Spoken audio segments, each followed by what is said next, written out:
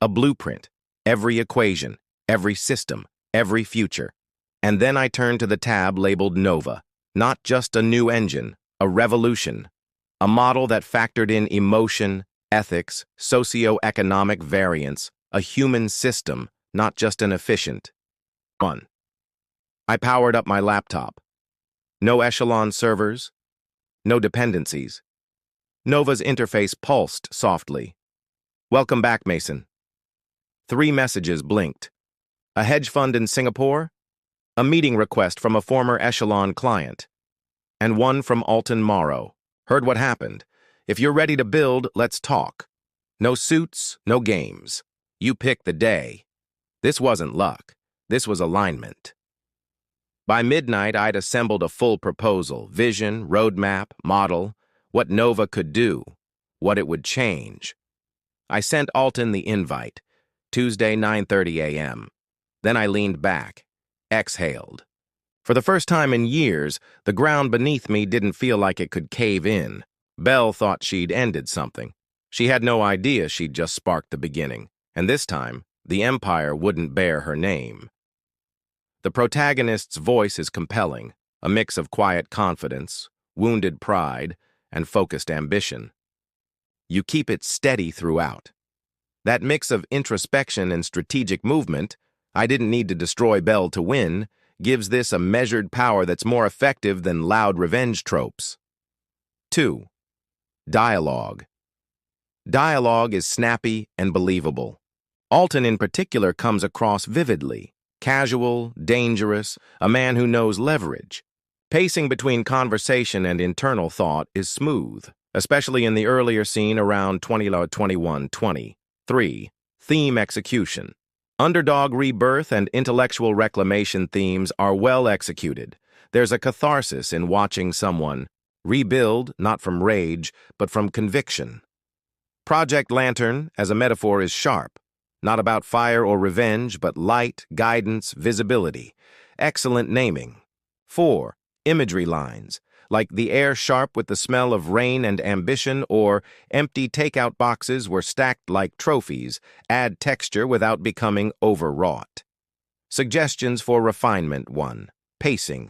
The segment around 22:20-24:10 could be tightened just slightly. It starts to echo itself. G. Reinforcing the theme of being overlooked multiple times in similar phrasing. Consider merging or trimming some of the team-building sections to reduce repetition and keep forward momentum. 2. Break up. The wall of text. Right now, it's a solid monologue, but it could benefit from some paragraph breaks for rhythm and breath. Look for natural pivot points, such as new character introductions, Marin Cassie, shifts from internal reflection to action time jumps, G. By the 3rd week. 3. Clarify timeline subtly. It's mostly smooth, but certain transitions, like from diner to full operation, could use a soft timestamp or temporal cue, G. 3 days later, the whiteboard was full. 4. Add tension, subplots later. On toward the end, consider foreshadowing a complication, legal friction from Belle, a betrayal, a system vulnerability, etc. Right now, the build feels just a touch too smooth. Standout lines. She thinks she burned the bridge, but she forgot I built the river first. Stunning. Nova would be fire and glass, bright, hot, and impossible to fake. Visually and thematically brilliant. We weren't here to burn bridges. We were here to illuminate the path forward. Great mission statement energy, overall. This reads like the opening to a high-stakes tech noir series or film. It's Silicon Valley meets Succession with a touch of Mr. Robot, but with a protagonist grounded in hope and integrity rather than chaos. 2824 talk about other options, new players, open systems, better, data ethics, Real 2830, was Stein narrative voice. The internal monologue is rich, sharp, and grounded in emotion without becoming melodramatic. Mason feels real. Pacing and tension. You've built a slow burn of tension that pays off in the boardroom scene and again in the final phone call. Every emotional beat lands. Corporate drama with stakes. You've taken the potentially dry world of IP law and turned it into a battlefield. It reads like Succession meets Mr. Robot. Characterization: Belle is complex. Not a cartoon villain, but a powerful, flawed figure with her own weight and consequences. Suggestions, if you're refining or publishing this. Title: Consider. A title that reflects both the emotional and technical arcs, something like The Original Architecture, Foundations, or Receipts. Trim where it drags. The emotional beats are so good that the technical exposition, Nova's specs, could be streamlined slightly for narrative flow. Clarity around timeline. Consider sectioning key moments with timestamps or breaks to help readers navigate the transitions more easily.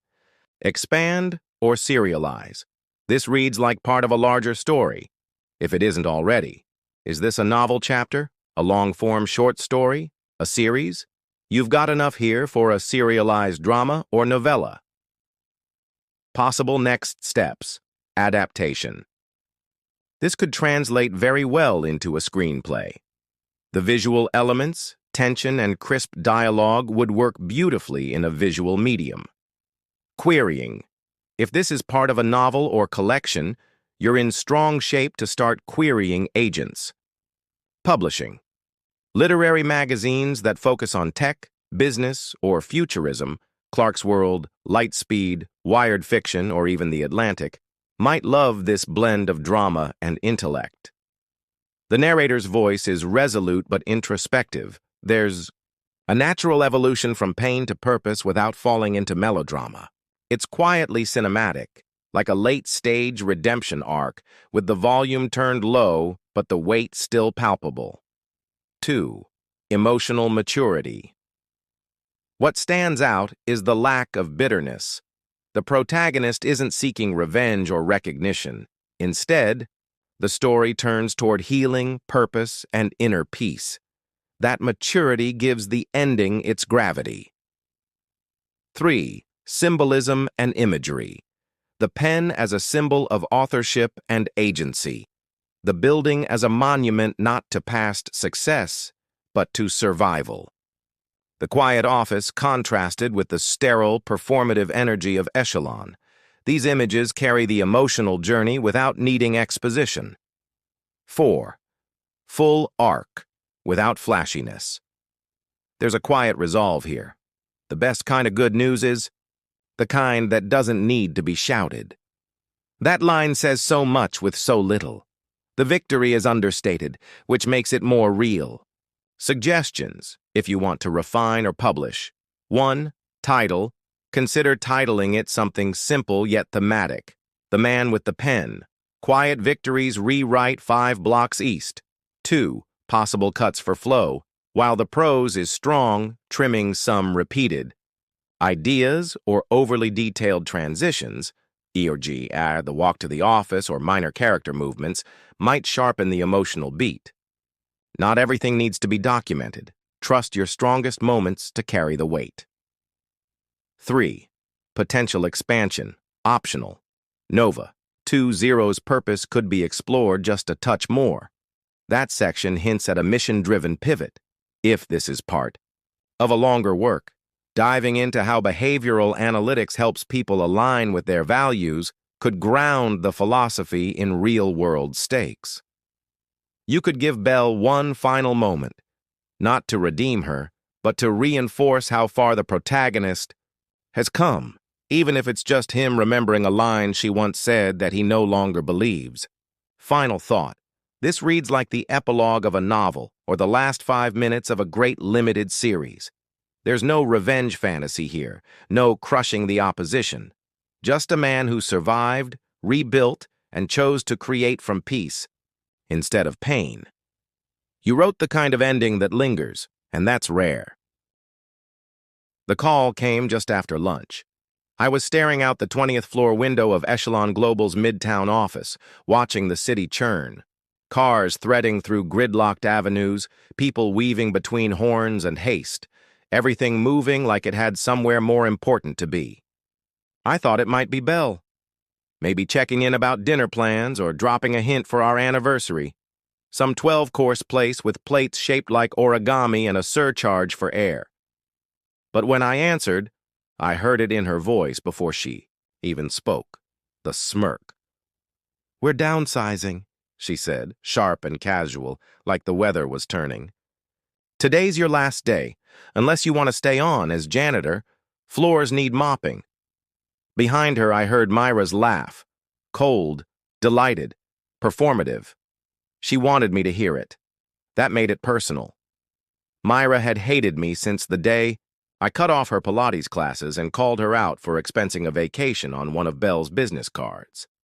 She was the type to smile at funerals, just to measure who cried harder. I kept my voice even, eyes fixed on the skyline. "Thanks for the generous offer." Belle laughed like she'd scored a point. Maybe she thought she had. She was CEO now, the queen. Tailored suits, magazine covers, champagne with venture capitalists who didn't care who they crushed as long as the quarterly reports sang. She had the name, the corner office, the spotlight. But she didn't have everything. She didn't know about the fallback. The private studio across town where I did my real work, the kind Echelon paraded as its own in board meetings, the kind that got her on the cover of Forbes. She didn't know the predictive analytics engine, the one that powered every major Echelon decision, had never been formally signed over. It lived in their servers, but it bore my signature, my logic, my fingerprint. I was the only one who truly understood its core. Without me, it would degrade, quietly, like a crack under polished glass. "Oh," she added, voice syrupy. "Don't bother coming home either. We changed the locks. Myra said it was time." She didn't hang up right away. She lingered like she was waiting to hear me break, but I didn't give her that. I never had. That was part of what drove her crazy. I said simply, "You've made yourself very clear." Then I hung up. For a moment, I sat there in the silence. The clock on my desk blinked 12:53. Around me, the office was too quiet, like the building itself had turned its back. I stood, looked around. The desk, once a fortress, now just a slab cluttered with old memos and cold coffee. I picked up the framed photo of us in Lake Como, smiling, 2 years ago, and turned it face down. Let them think they'd humiliated me. Truth was, they'd set me free. I opened one folder on my laptop, biometric locked, heartbeat authenticated, firewall bypassing. Only I could access it. I smiled when the interface lit up. Still worked. Then I deleted it. The core script, the heart of the engine, gone. Echelon's system still had the shell, the structure, but without the kernel, it was a ticking clock. A wrong projection here, a missed curve there.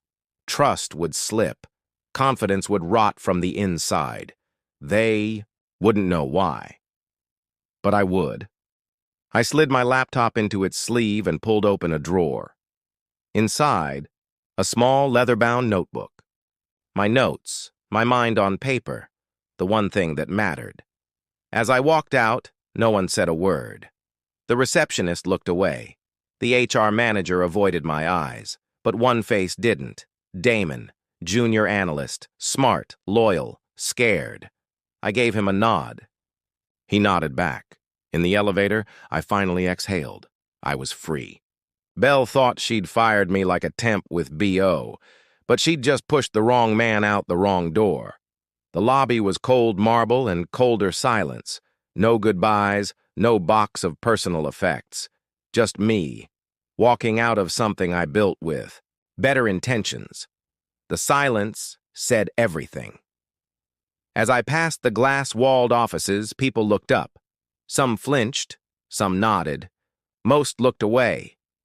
Not pity. Fear. If I could be discarded, Belle's own husband, The architect behind the curtain. What did that say about their safety? I pressed the elevator button, heard the footsteps behind me before the voice. Mason. I turned. Damon. I just heard, he said. Is it true? I offered a smile. Define true. You're really leaving? I was invited. To mop floors, I said. I declined. He almost laughed. Almost. This doesn't feel right, he whispered. You are Echelon. No, I said. Not anymore. The elevator chimed.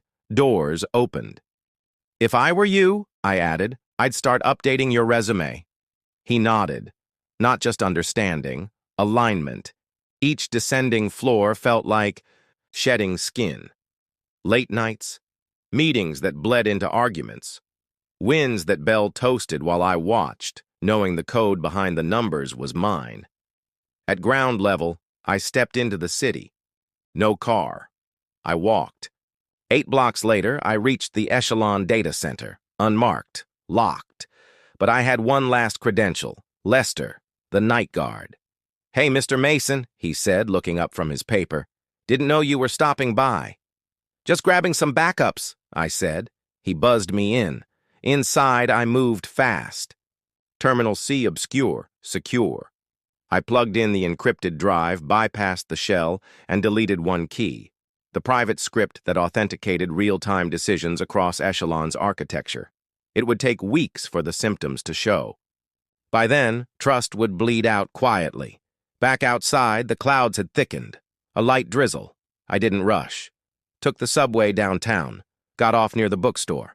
Upstairs, the studio was dark, quiet, mine. No eyes, no cameras, no bell. I dropped my coat, opened the desk, found the black notebook, not a journal.